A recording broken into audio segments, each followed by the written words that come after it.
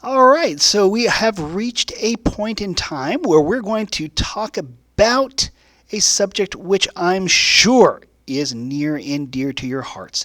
I'm sure that there are those of you out there listening to my voice who are overjoyed with the fact that every day you have the opportunity and you have the option and ability to go to a public school.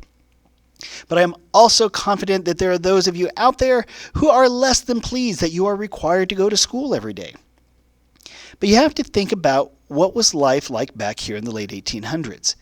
When we're talking about school here, the option of not going to school did not mean you stayed home, watched TV, played video games, and things like that. No, your options outside of going to school would have been manual labor. You would have had to do some very serious physical work. And we're talking about as young as 5 years old.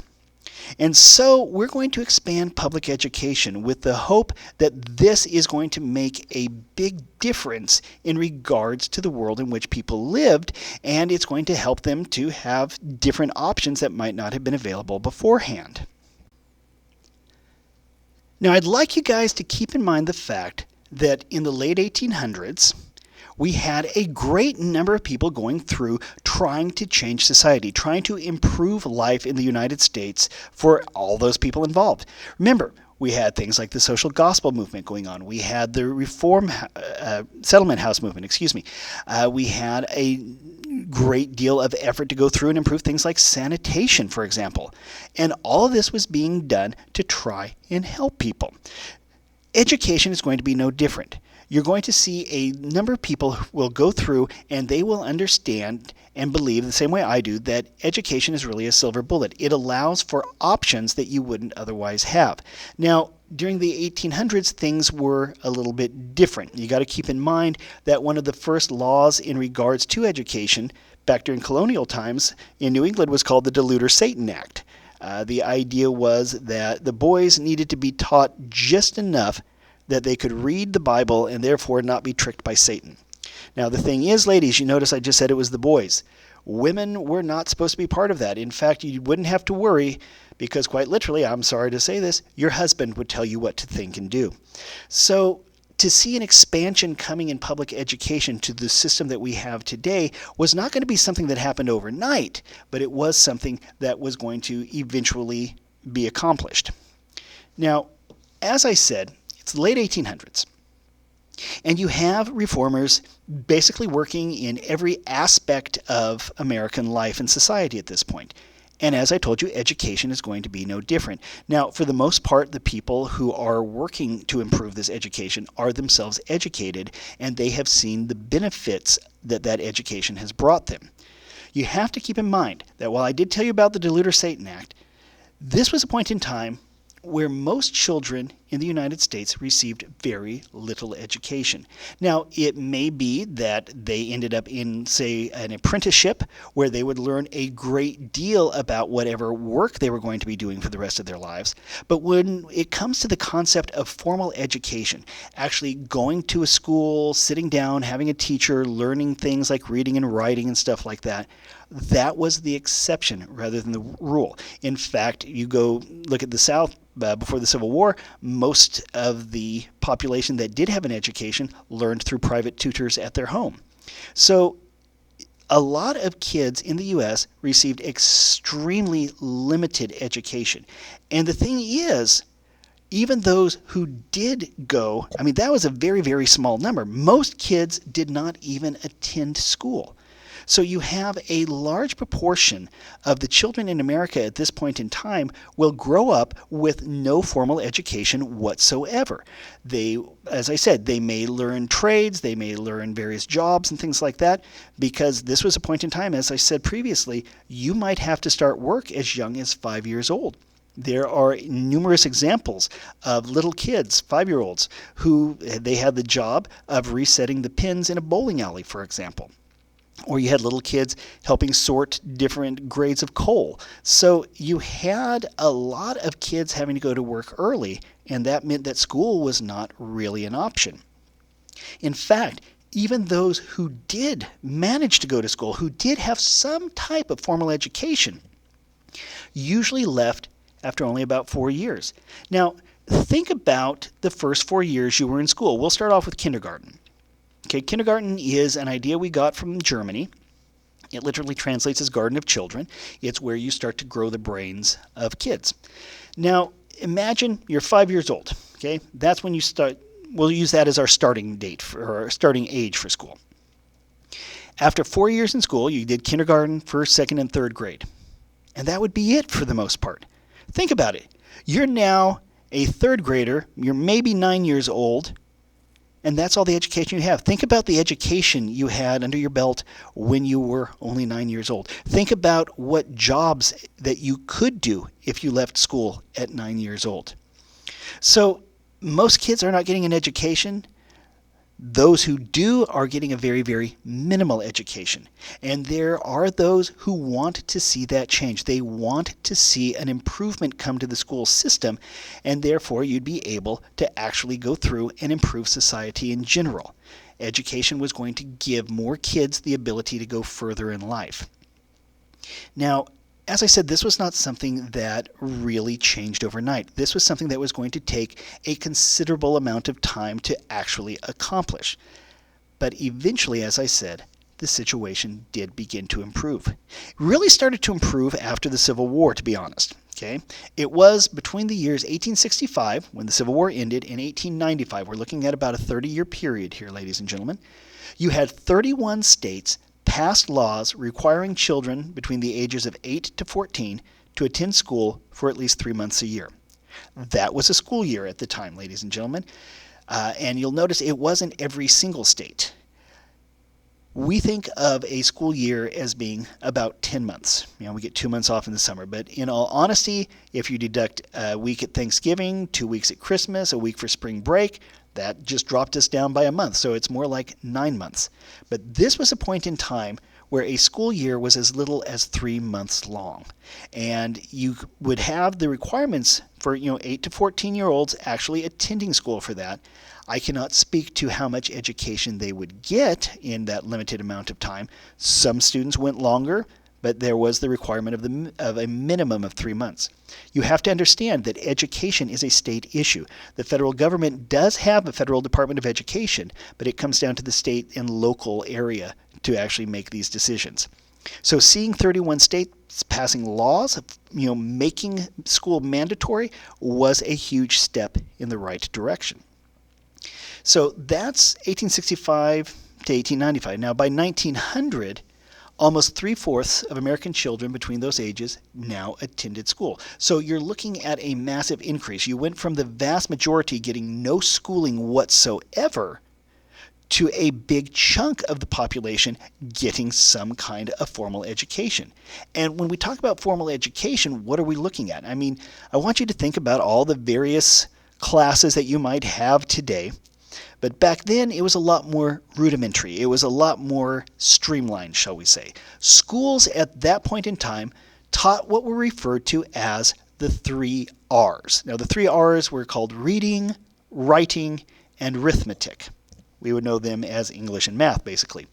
What we're really talking about here is reading, writing, and arithmetic. This was an attempt to make sure that at least the barest minimum was being taught to a number of students. Think about it this way. There's an old saying that says, in a world of the blind, a one-eyed man is king. If you have the ability to read and write, if you have the ability to do math, that is going to put you a step up on others in the job market. This was a point in time where a great portion of the population had very limited reading and mathematics skills. So if you had at least something, that was going to give you an advantage over anyone else who was actually trying to get the exact same job that you were. So schools went through and they focused on these 3 R's. Now, eventually schools would expand on what they were looking at. You think today we have what's referred to as CTE, career technical education and things like that. We have electives that you can take today. But back then, there was much more concern about just getting the minimum done. Because if you only have 3 months, you have to focus on what you can actually get accomplished.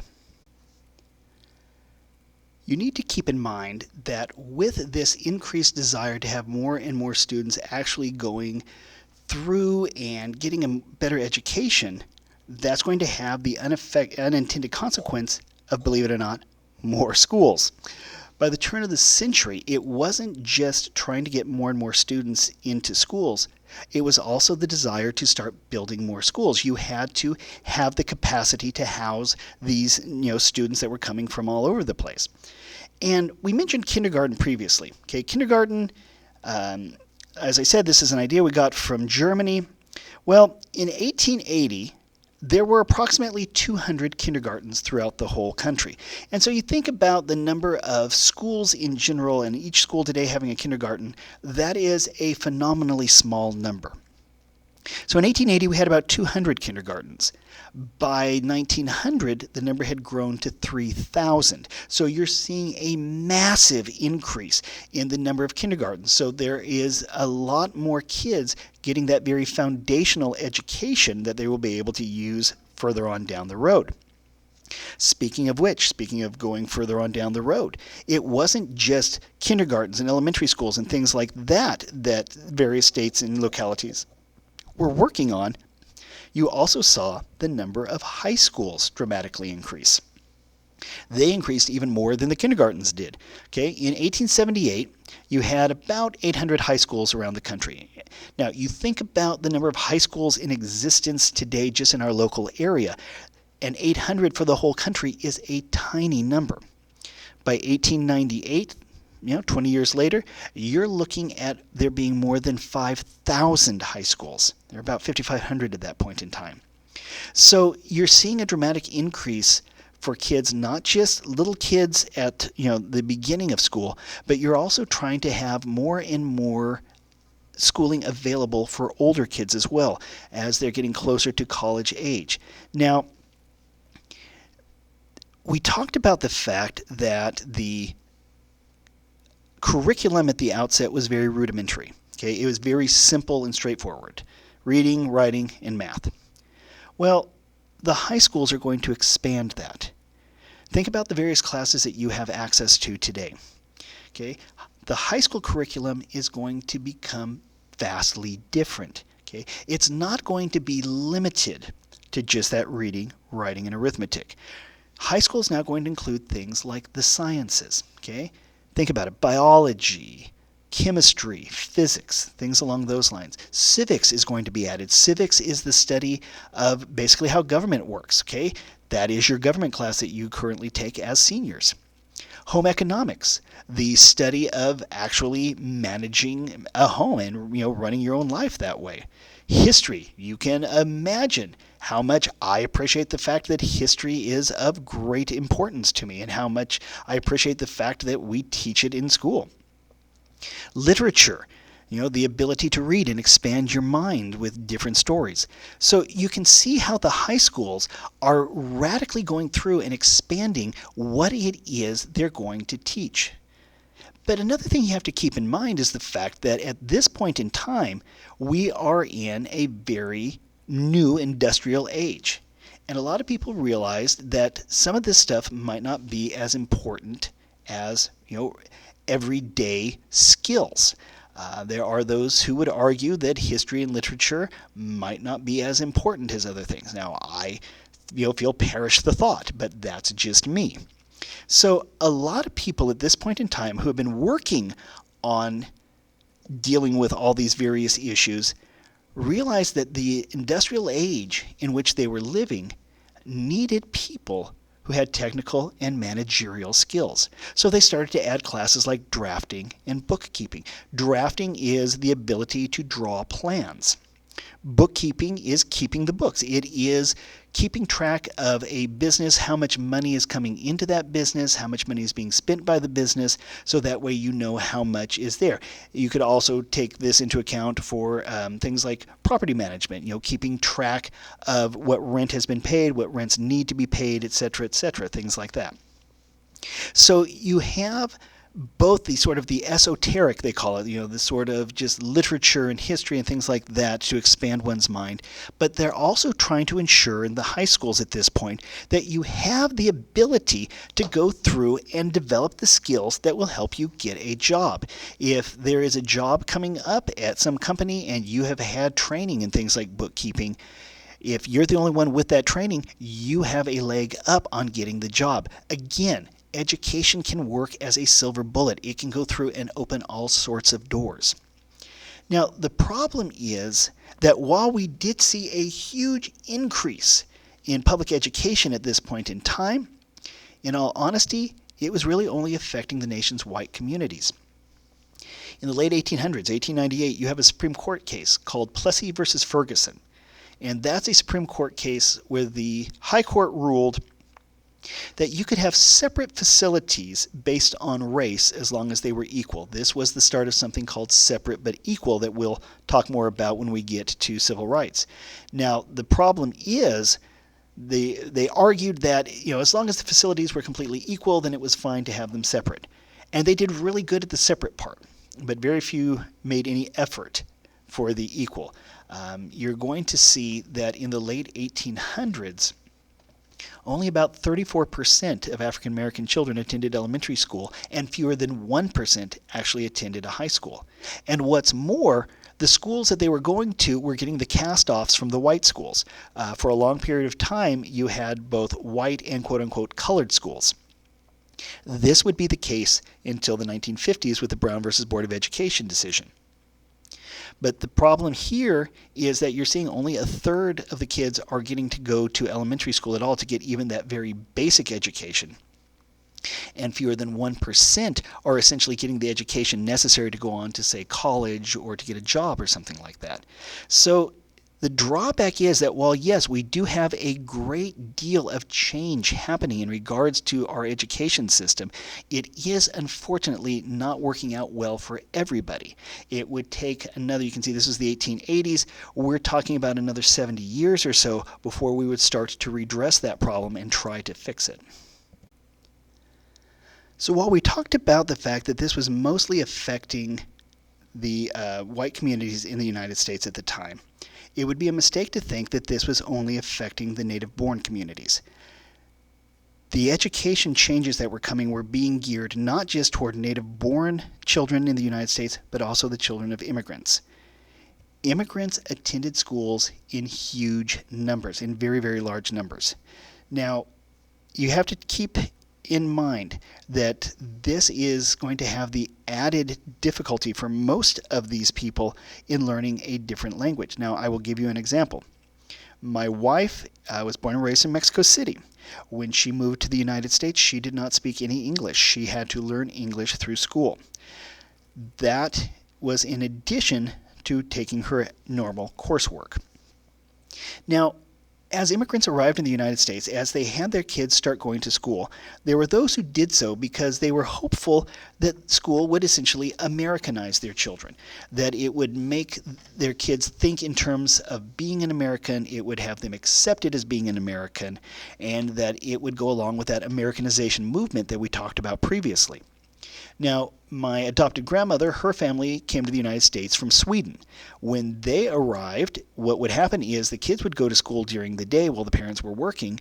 Kids would learn things like English, for example, and then come home at night and teach their parents what they had learned in school that day. And that was the way a number of parents learned things like English and various, course material as well.